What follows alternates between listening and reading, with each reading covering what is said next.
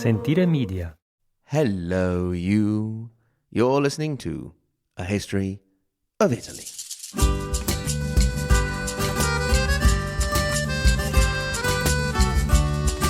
The Great Question and Answer Session. La coperta adesso è corta e si scopre tutto il blu e non posso più accucciarmi e così ritorno su. Lascio i colli nelle valli tra due salici piangenti. Io ritrovo la speranza di un amore che ormai fu. So, we have arrived at episode 125. That's 100 and a quarter episodes. Who ever imagined I would get this far? So, to celebrate, I have collected over the last few months a series of questions from listeners that I'm now going to answer. I have tried to do so more or less in chronological order, that is, the order of the times they refer to rather than the order the questions arrived in. So, let's get started because there's plenty of things to go through. First of all, a generic question that has recently arrived. Apologies, I didn't make a note of the question asker, and that is regarding podcasts in general. It says, in the first show, you mentioned that there were some excellent podcasts out there specializing in specific periods, I assume referring to Italian history. Would you have any that you would recommend about Verona or more generally the 14th century? Now, unfortunately, I don't have much to recommend about Verona. But with regard to the 14th century, there I could refer you to the Medici podcast by Chad Denton. Obviously, it refers specifically to Florence, so a bit far off from Verona. Then I could refer to the specific episodes that we did about Verona, for example, Italians Against Stairs, in which we spoke about the Della Scala family. In general, if you are looking for other podcasts regarding Italy, first of all, obviously, if you speak Italian, I would recommend our sister podcast, the Storia d'Italia by Marco Capelli, who does a really good job at going a lot more in-depth into the stories that we have done a bit more superficially. Then, of course, if you are interested in the papacy, there are the girls over at Pontifax who go through ranking all the popes from Peter to Francis, and obviously in doing so, touch upon Italian history that directly referring to the papacy. And indeed, you may have noticed that in my podcast, I often skip over the popey bits, knowing that the girls are there with their reassuring presence. Then, of course, we have Steve Guerra with his history of the papacy, and if you are interested in particular in the period of the Risorgimento, so the 18th and 19th century when Italy was unified, there is the excellent Talking History, the Italian Unification by the Ashwell brothers. It's completed now, but you can still find it on all major podcast players.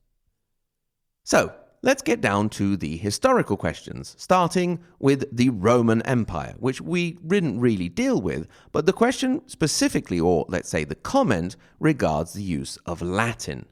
It was sent in by Anna M. Incidentally, I won't be using whole names just in case people don't want to be tracked down on social media or something like that, who points out a correction.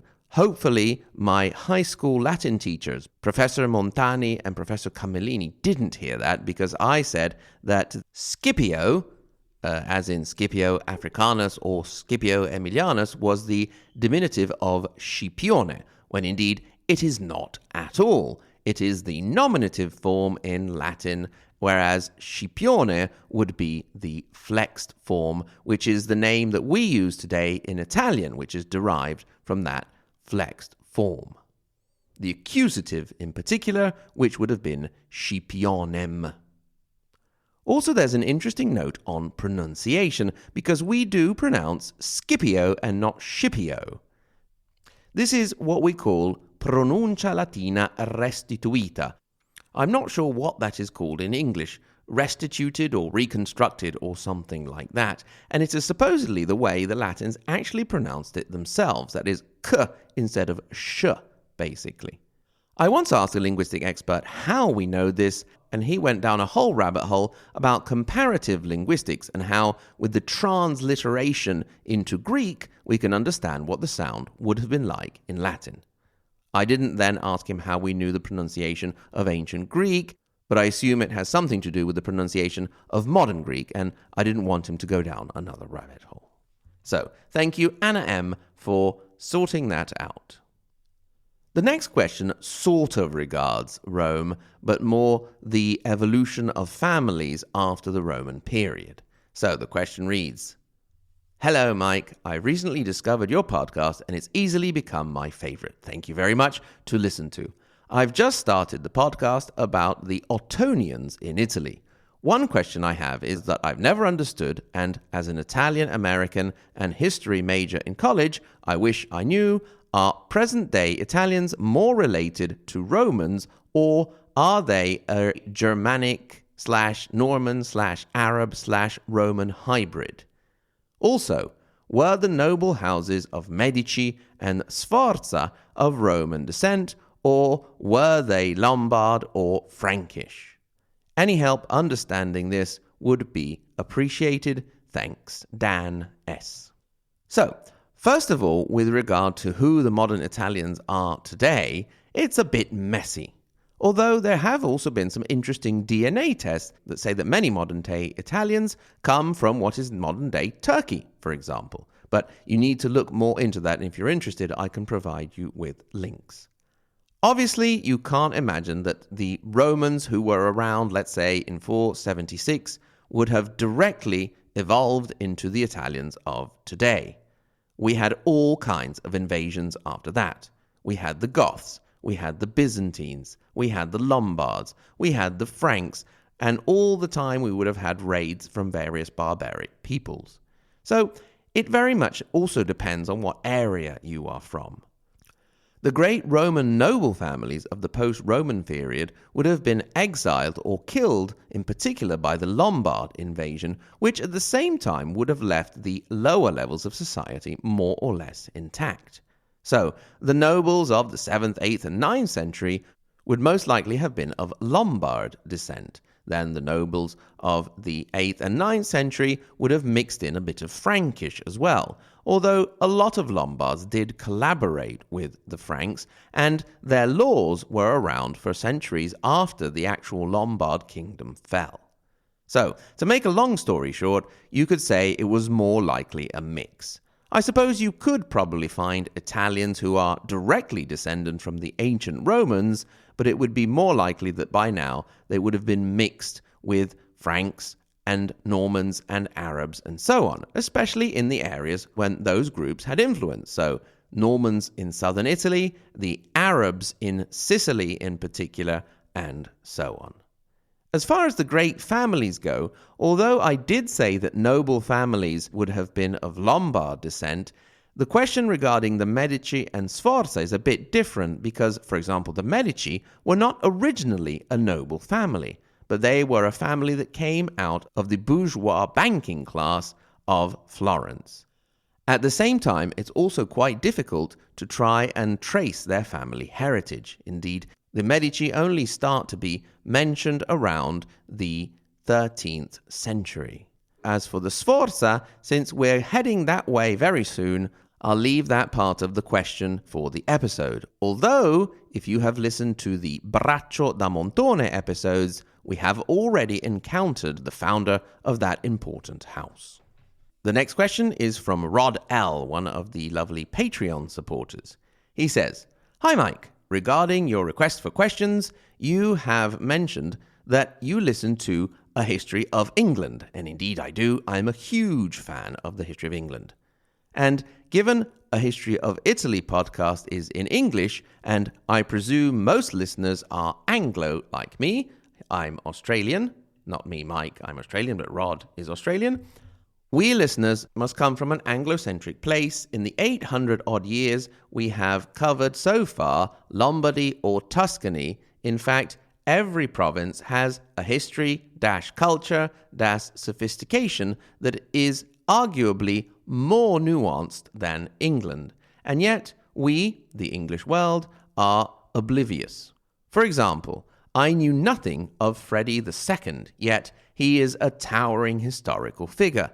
England in this period seems to be about as significant globally as Australia or Argentina today.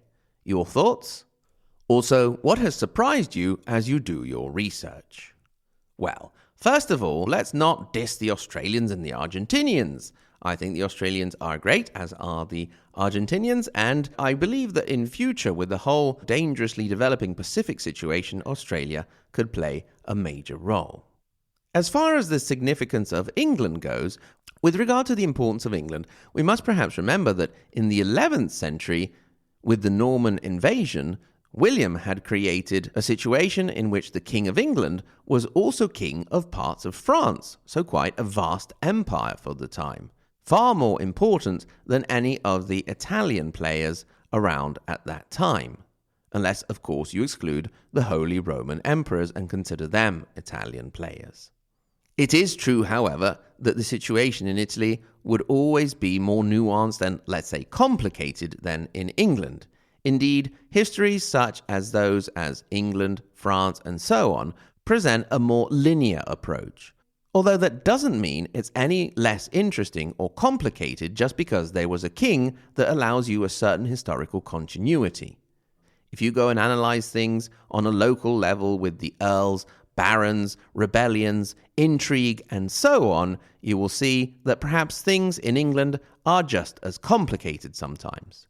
Obviously, in Italy, the evolution was different because we had actually different states, which also is one of the reasons behind the incredible wealth of culture, architecture, and art coming from Italy. Every little city was trying to compete and be better than the city down the road. And not only within the same city, one family was trying to be better than the family down the road to build a higher tower, to get a better painter, to get better frescoes, and so on and so forth. As far as what has surprised me in my research, for the most part they are things I knew. I studied, obviously, history at high school, and although the university system in Italy is a bit different, you could say I had a minor in history, although my degree is in foreign languages and literature. So a lot of the things we covered I knew, but perhaps not so much in depth. I suppose one thing that did surprise me is the global society that already existed, starting from the Roman period and through the so-called Dark Ages. We tend to say that we are living in an increasingly globalized society, but even in the Middle Ages, there was evidence of contact and travel in all of Europe, from England down to the southernmost reaches of Italy, to the Middle East, and so on. Going back to Freddie II, we know he was good buddies with the Muslim Caliph. We know that trade got all the way up to Scotland, and so on and so forth. So perhaps that's one of the most surprising things that I didn't imagine, the level of globalization that already existed back then. Another thing I suppose I could mention is the continuous attempt by various rulers and entity to create a unified Italy. We tend to say that before 1861, no one was really interested in the idea of a unified Italian nation, but instead we see that there were various attempts at doing exactly that. Next is a question that takes us back to the period of the Ottonians with Caroline P. She says, I just started and am binge listening, and I have a few comments.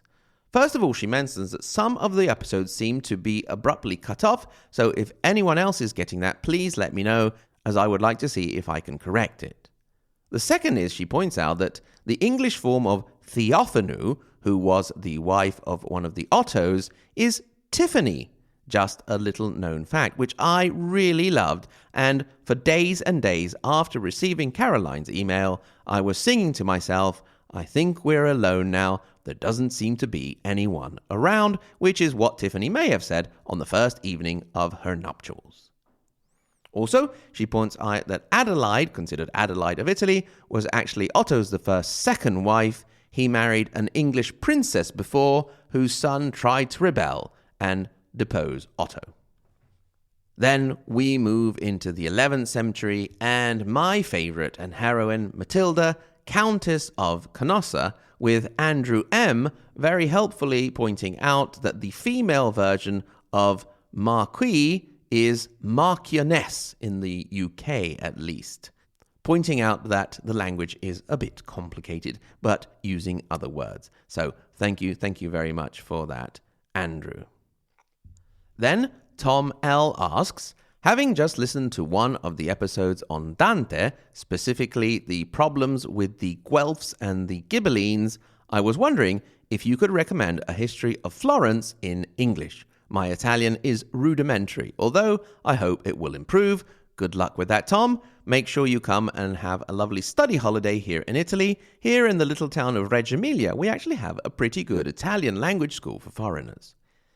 Now, if you want Florence in general, one of the sources that I use for Florence, which I know is also in English, is A History of Florence by John M. Najemi. That's Najemy. And that covers Florence from 1200 to 1575. I could name another 4 or 5 books that I use for Florence, but unfortunately they are all in Italian by Italian authors. If you are thinking specifically of the Medici, there is the classic volume called The Medici by C.S. Young. Then a consideration from another Patreon supporter, Dominique T., who was a bit confused by the fact that I spoke about Pope John the 23rd being active in the early 15th century. Apologies for that. In reality, obviously, the John 23rd of the early 15th century, although considered a pope at the time we were speaking, was an anti-pope. Indeed, one of the reasons that good Pope John the 23rd, Papa Roncalli, chose the name was to override the pre-existing anti-pope. Then the questions jump forth several hundred years, probably because we haven't covered the intermediate period yet, to the fascist era. Rodney N., whom I call the Question Master, points out when we spoke about Mussolini's flip-flopping to support Italy's participation in World War I, given everything else you and others have said about him, I don't doubt that he was being opportunistic. But it should be kept in mind that socialists and communists across Europe likewise flipped and failed to oppose the war, despite many pledges to do so in the preceding years. As you probably know, but maybe some of your listeners do not, Mike Duncan addressed this apparent paradox recently in episode 10.55 of Revolutions, and I add my recommendation to go and listen to Mike Duncan's podcast. And yes, Rodney is perfectly right. Also, the fact that Mussolini may have been corrupted into supporting the war is nothing particularly rare in that period, but the fact that he was in the same boat as others didn't make him any less horrible. Again, apologies, the next question, I didn't make a note of the sender. Mr. Karadi, greetings. You came to my notice via the Italian Citizenship podcast, for whom I did an episode and whom I would like to say hello to. Hello, Raphael, and hello, Marco. I thoroughly enjoyed listening to your brief history lesson. Your knowledge and presence really shined through, and I was fully engaged. Thank you so much. Thanks again. So now for the ask. I am an American, born and bred in New York, of San Marinese descent, so from San Marino, or at least that is what my parents told me. Long story short, although all my ancestors were born, lived and died in San Marino, they were Apollid. Is that how you say it in English? Apollide? Whatever. Neither Italian nor San Marinese, which is making my Juris Sanguinis application interesting. I would love to know more about San Marino, not its history, as that is widely available, but its relationship with Italy, Emilia-Romagna, and the Papal States. As listeners will know, San Marino is one of the 2 independent countries inside the borders of Italy, the other being the Vatican, and we have quite a nice relationship with it. In all reality, it's also a tourist attraction for us. It's nice to go and visit. It has a beautiful, beautiful castle. And once upon a time, I haven't been in a while, you could actually get your passport stamped with a San Marino visitor's stamp. I also think they have more lax laws on weapons such as BB guns and soft air rifles, so I know a lot of people who practice soft air like to go there. I'm usually a bit sad for their football team that ends up losing by ridiculous amounts of goals, and I wish them better luck in future. Maxime takes us to the sad issue of the mafia. Great episode on Della Chiesa. Very surprised to learn that mafia has been so influential so recently. Perhaps still is. Unfortunately, yes, it is. Frankly, hearing about such an individual as Generale Della Chiesa is very inspiring. I totally agree. Our true Italian heroes are people such as Generale Della Chiesa, Giovanni Falcone, and Paolo Borsellino, as well as many others. And hopefully I can find more time to talk about more anti-mafia martyrs. To talk about the current influence, for example, as I record, in a couple of days, I'm going to listen to a conference about a big trial, the A Emilia trial, which is taking place in my town of Reggio Emilia, about the infiltration of the 'Ndrangheta, one of the various mafias based particularly in Calabria, about their infiltration into local businesses, which is a current trial that is going on that has represented a big hit for the mafia, but unfortunately not a mortal blow. Another Patreon supporter, Sen, also mentions the mafia episodes. I welcome this feature very much. Two things come to mind at the moment: the historical background of the rise of the mafia, and two, the current pandemic. Is the current pandemic an opportunity for the mafia to grow once more? So, first of all, a history of the mafia we will leave to another time, either maybe a special episode or when we get closer to the first mafia-like phenomenons in the 19th century. With regard to the other part of the question, has the current pandemic offered an opportunity for the mafia to grow once more? Unfortunately, we have to take away the once more because it never really stopped growing, although it has taken hits. We have to specify once again that at least in Italian, we use the term mafias, le mafie, for the various different criminal organizations. We have the Sicilian Mafia, the Calabrian 'Ndrangheta, the Sacra Corona Unita in the Puglia area, the Camorra in the Naples area, as well as some other organizations, minor organizations, again in Sicily and also in Sardinia. So the mafia has taken hits in the past, but unfortunately is still very alive and active and has a strong international presence. For example, at the moment, I'm listening to an excellent Australian podcast called Mafia's Web about the infiltration of the 'Ndrangheta in Australia.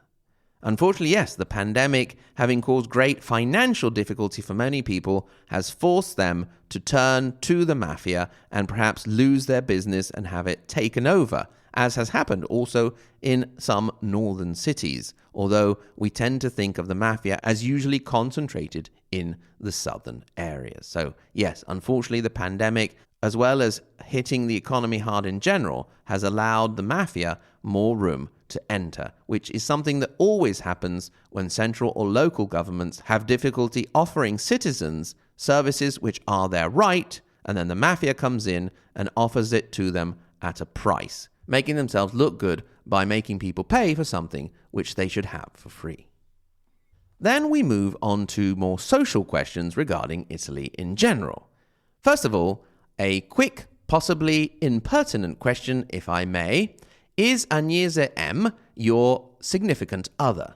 The query is not driven by the shocking thought that you may be unmarried, your business, not mine, but rather whether married women in Italy retain their father's surname. Yes, they do. Basically, although Italy has generally been a more masculistic society and is still struggling with issues of toxic masculinity and women being murdered by ex-husbands and ex-boyfriends, we have always had this issue that women maintain their surname, and starting very recently, parents can also choose which surname to give to their children. That is also the reason why, for example, Alessandra Mussolini, granddaughter of Benito Mussolini and a political figure in Italy, after having been a porn star for a while, has maintained her surname. So although she does support her grandfather's ideology, the fact that she has his surname is not actually a political choice. Alison H. on Patreon asked about the school system in Italy. How are disabilities accommodated, i.e. learning versus physical disabilities? Also, have schools changed as a result of remote learning? So in Italy, we can say we have pros and cons with accommodating disability in the school system. One pro could be that there is an attempt at inclusion. Disabled young people do not have separate classes, but they have support teachers inside the existing class that should be attempting to integrate them in the classroom. In our personal family history, we've had a wonderful experience with my son growing up with a disabled young man whom he became great friends with, and as is often the case, although this sounds cliché, it has enriched the class more than any maths or other subjects. Also because my son never really liked maths, but the lessons in learning the positive aspects and not the limitations of being with people with disabilities were invaluable. The problem in Italy is that very often the support teachers for people with disabilities are just waiting to become teachers of other subjects, whereas I strongly believe there should be a separate special training for people who intend to work all of their lives with people with disabilities, so that they can specialize on their students' needs and not just stay with them long enough so they can get a job teaching other topics. Then, of course, Italy, being a very ancient country, has a lot of work to do on physical barriers, but that is a whole other kettle of fish. Have schools changed as a result of remote learning? Unfortunately, not much. It could have been a golden opportunity to reevaluate some of the ways of teaching. Unfortunately, teaching in Italy is very notional, if you can say so, i.e. listen, listen, listen, and then repeat, repeat, repeat. There's very little attempt at things like community learning, task-based learning, flipped classrooms, and so on and so forth. And unfortunately, due to the added boredom of sitting and listening for 5 or 6 hours straight on a video screen, many young people are abandoning school. Listener Edward K. was asking about Italian surnames. Indeed, on Patreon, you will find an episode on very strange Italian surnames, and we have spoken of them in the past. For example, when we spoke of the warlord and lord of Lucca, Castruccio Castracani, the dog castrator. But in Italian, you will also find Bagnacani, dog wetters, Magnaterra, earth eaters, Strozzagalli, rooster throttlers, and so on and so forth. And Edward says, so the Speaker of the U.S. House of Representatives, the Honorable Nancy Pelosi, is Nancy Harry. More or less, that's right. He says, by the way, I mean no disrespect, I greatly admired her, just curious about the surname. Pelosi would actually be the masculine plural, so it would be Nancy Hairy Ones. Lisa Kay takes us to the modern-day issue of vaccinations, asking, how are the vaccination efforts going in Italy? I read how it's so different region by region, with different priority lines and confusion about who's eligible. Is it still a matter of supply shortage? This, it must be said, was back earlier this year. The vaccination situation in Italy is going quite well. I think we are second to Spain only in all of Italy, with almost 90% of the population vaccinated with the first 2 doses and the 3rd dose starting up very, very soon. That means that the percentage of no-vaxxers is not particularly high, although they are very, very loud.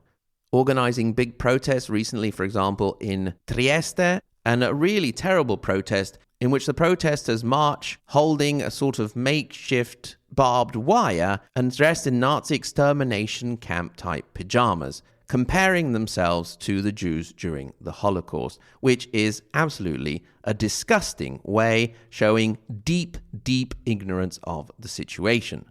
So a note here on democracy. Democracy means a community coming together, deciding its laws and regulations, electing officials, and when those officials do not perform according to our wishes, changing those officials. Democracy does not mean, has never meant, and should never mean everybody do exactly what you want because you read something on Facebook about something that your cousin posted, and so on and so forth.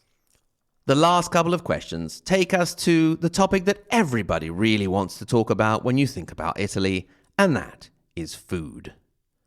Alison H. again says, I like the idea of Eataly, which is a chain of Italian quality food shops, franchise in the US, because it raises the status of agricultural products. I hope it helps the Italian economy. So do I, because we get a lot of things ripped off. Our food culture has changed a lot with staples made in new ways, like drinking milk from vegetables and nuts. I confess Oatly is my favorite oatmeal. I don't know what that is, Alison, but I imagine it's what you're talking about. And pasta from lentils and chickpeas. We try to eat those so we don't get so fat with regular pasta. Is this phenomenon happening in Italy too? Yes, it is. We have the pasta with chickpeas, and there is a great variety of food for vegetarians and vegans, for example, as well as, and so it should be, for people who have gluten issues. In Italy, especially in the bigger cities, you can find a huge variety going from the traditional Italian local food to Chinese, Japanese, and all other kinds of ethnic food, which makes a night out really interesting, whatever you decide to eat. And finally, in the US, there has been a movement to make people more aware of their food sources, with a focus on impact of industrial farming on the food supply. It has resulted in a demand for stuff like eggs from fresh-range chickens, organic produce without pesticides, and meat that comes from animals that have not been treated with antibiotics. Is this a concern for Italians too? Yes, very, very much. We have a whole series of sometimes confusing certifications that food should and sometimes must have, like DOP, which is Denominazione d'Origine Protetta, DOC, which is Denominazione d'Origine Controllata, and so on and so forth, and it covers a whole range of things: wine, cured meats, cheeses, and so on and so forth. Obviously, we are not without the occasional food scandal, but in general, in Italy, we try and do a pretty good job. And you may remember that in Parma, we have the headquarters of the European Food Safety Authority. Well, that is it for the great question and answer session. I did have a few more questions, and I really apologize if I didn't get yours in, but I didn't want things to go on for too long. I will keep the other questions for further episodes. And so if you have any questions of your own as we proceed, please don't hesitate to write in. I'll always be happy to get them. As always, thank you very, very much for listening, and until next time, arrivederci.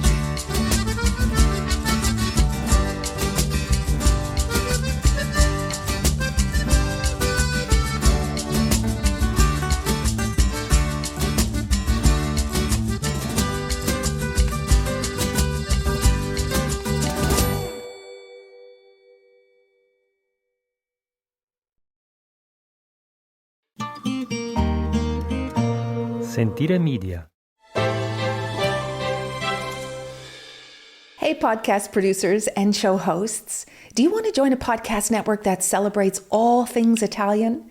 At Sentire Media, we understand the allure of Italy and its unique culture.